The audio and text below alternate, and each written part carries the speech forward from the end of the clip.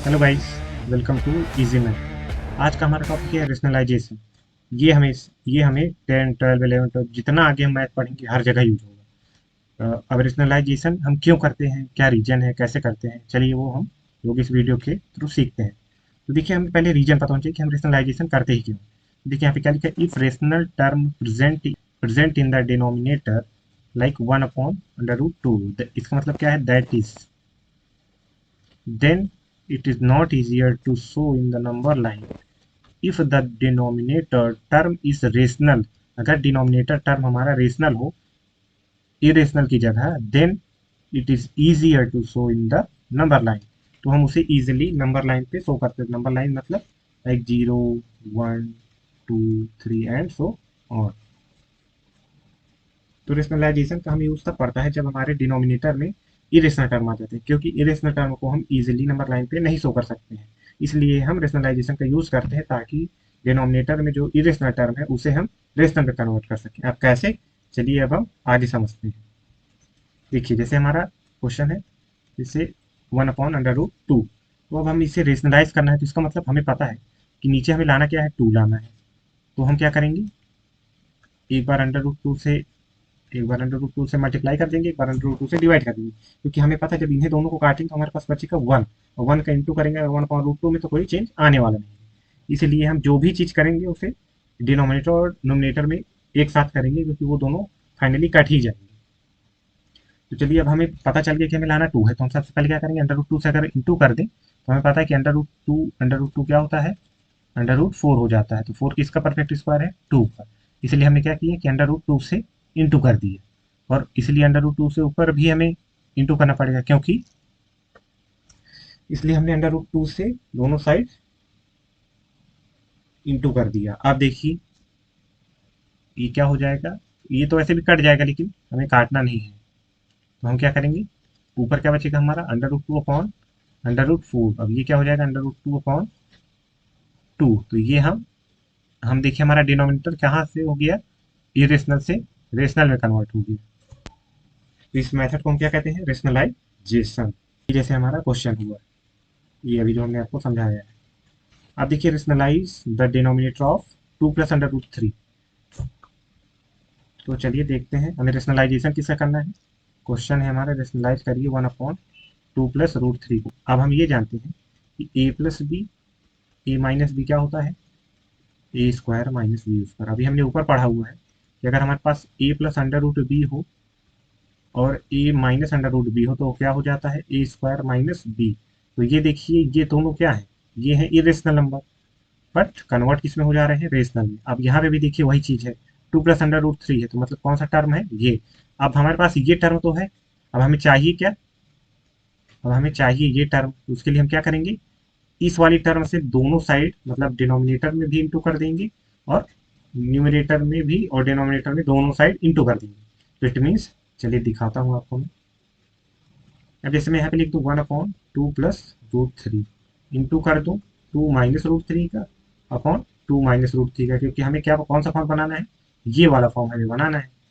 तो देखिए वैसे ही कट के 1 ही हो जाए तो कोई दिक्कत नहीं। तो अब हम क्या लिखेंगे, 2 - √3 अपॉन 2 + √3, 2 - √3। अब ये देखिए यहाँ पे क्या बचेगा, 2 - √3 ऊपर हो जाएगा, नीचे 2 × 2 = 4 - 3। अब ये क्या बचेगा, 2 - √3, क्योंकि डिनोमिनेटर में 1 आए उसका कोई मीनिंग है नहीं। तो ये क्या हमारा हो जाएगा आंसर। अब देखिए ये हमारा डिनोमिनेटर क्या होगी, डिनोमिनेटर बराबर क्या हो जाएगा, 1, जो कि हमारा क्या है, एक रेशनल नंबर है। तो ये हमारा यहाँ पे सॉल्यूशन लिखा हुआ है, ये हमारा सॉल्यूशन है। अब चलिए यहाँ पे दूसरे क्वेश्चन पे मूव करते हैं। ये क्या कह रहा है, 1/7 + 3√2।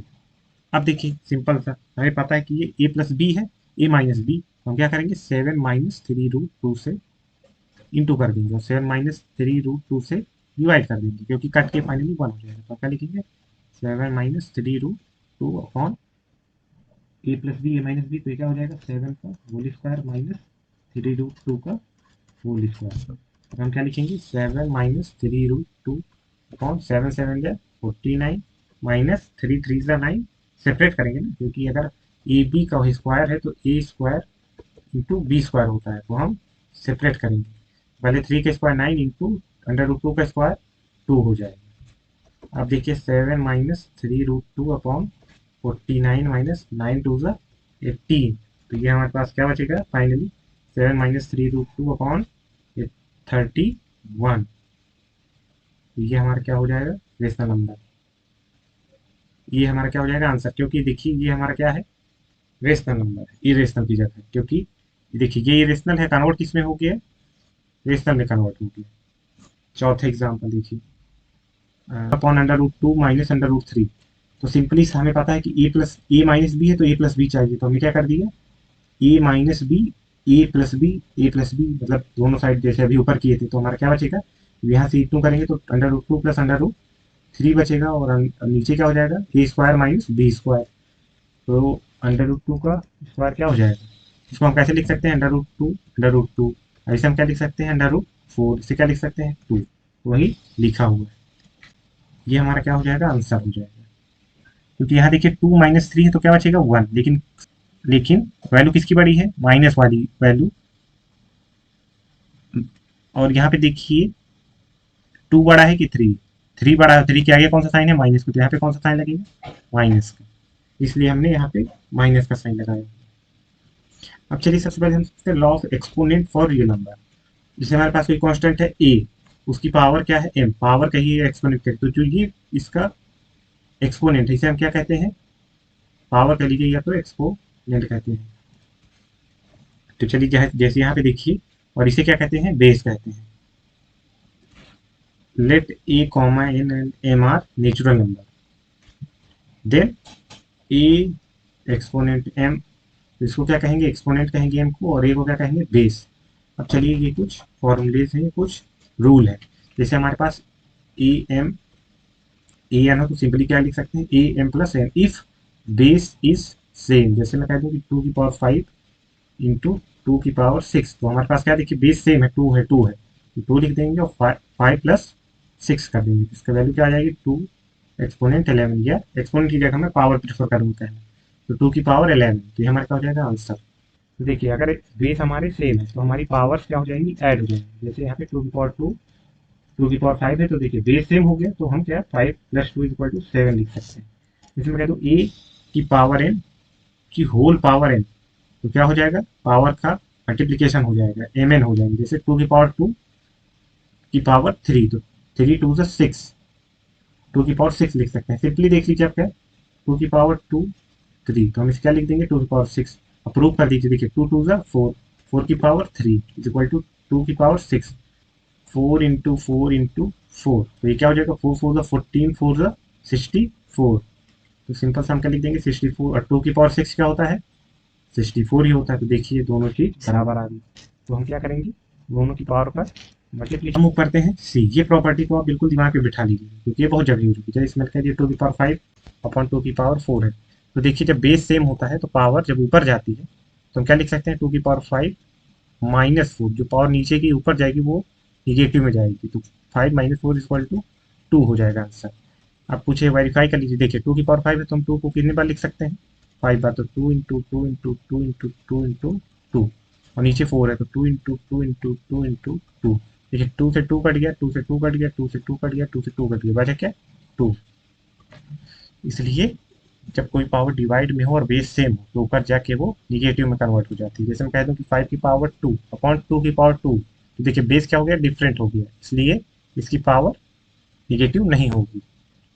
जैसे 2 की पावर 5 2 की पावर 3 है तो 5 - 3 हो जाएगा 2, ये हमारा क्या हो जाएगा आंसर, क्योंकि बेस सेम है 2 2 बेस सेम है।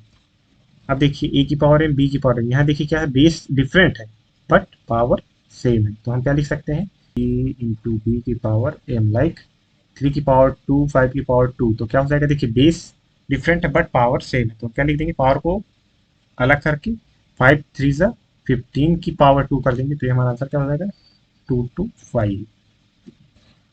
देखिए ये भी बहुत इंपॉर्टेंट है, मोस्ट इंपॉर्टेंट।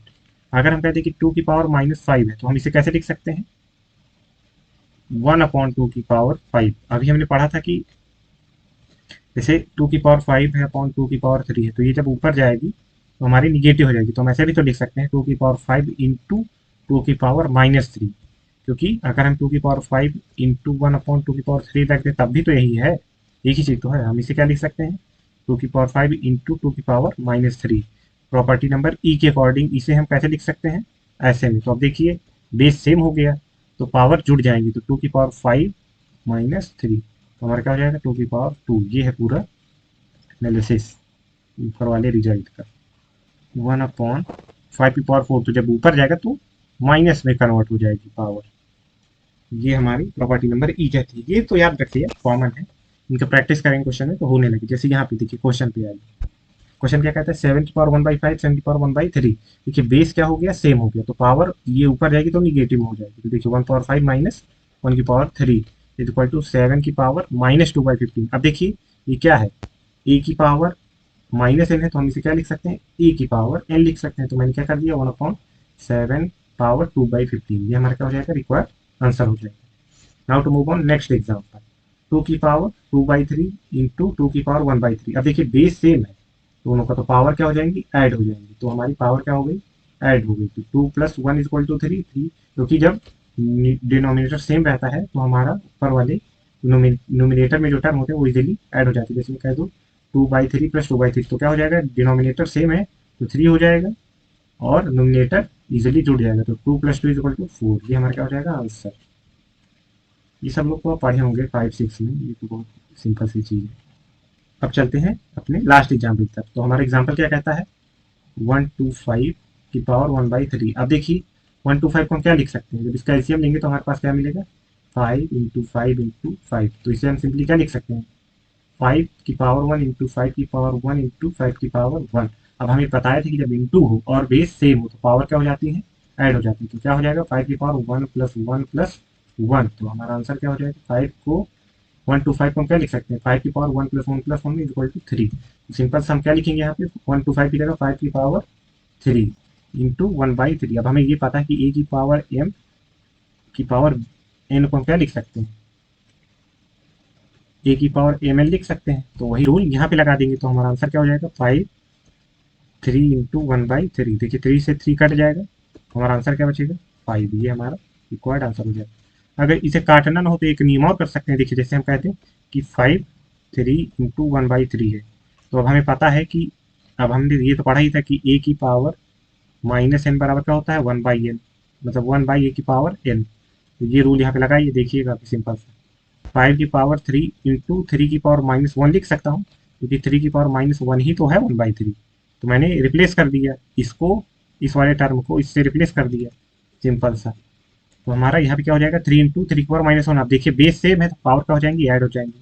तो 5 3 1 -1, तो 1 - 1 क्या हो जाएगा, 0। और हमें पता है कि किसी कांस्टेंट की पावर जो 0 हो जाएगी वो क्या होती है, 1। तो हमारे एक होल कितना हो जाएगा, ओवरऑल 1। तो 5 की पावर 1 = 5। ये हमारा क्या हो जाएगा, रिक्वायर्ड आंसर हो जाएगा। ये तो सब एग्जाम्पल है, वैसे हम इनका नोट्स हम आपको सेपरेट प्रोवाइड करेंगे at the end of the chapter. तो आज की क्लास में समाप्त करते हैं, हम मिलते हैं नेक्स्ट वीडियो में। यहाँ पे हम लोग स्टार्ट करेंगे फंडामेंटल थ्योरम ऑफ अर्थमेटिक्स। और ये क्लास, ये चैप्टर हमारा 2 3 वीडियो में, मैक्सिमम 3 वीडियो में खत्म हो जाएगा। फिर हम लोग इसकी एक्सरसाइज स्टार्ट करेंगे। Thank you, bye bye.